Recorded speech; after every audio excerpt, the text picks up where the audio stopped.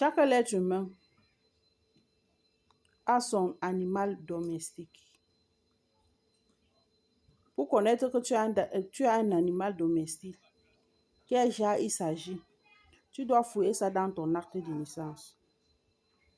C'est dans ton acte de naissance que tu vas connaître.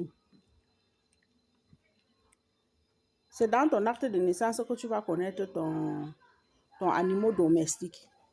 Il y a certaines personnes, les mamans qui mettent les enfants au monde, apprenez à surveiller vos enfants. Quand tu viens d'accoucher un enfant, tu achètes le miroir au marché, un miroir neuf au marché pour connaître est-ce que c'est un enfant spirituel, pour connaître est-ce qu'il a les guidés, est-ce qu'il est poursuivi par les ancêtres. Tu prends un miroir neuf, tu mets à côté de l'enfant, tu t'assois là à côté. Subitement, tu vas sentir une sorte de chaleur intense, comme si on t'oppresse. C'est que ce sont les choses de ton enfant.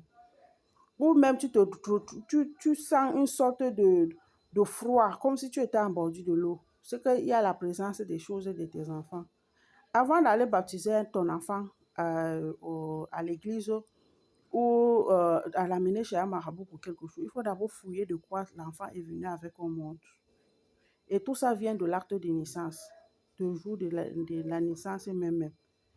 Et il y a un certain âge, quand tu es déjà à un certain âge, et qu'on t'avait pas fait ça dans ton enfance, sur une fois ton chemin de vie que tu as déjà tracé. Parce que ça ne serait pas facile pour toi de fouiller et venir travailler avec.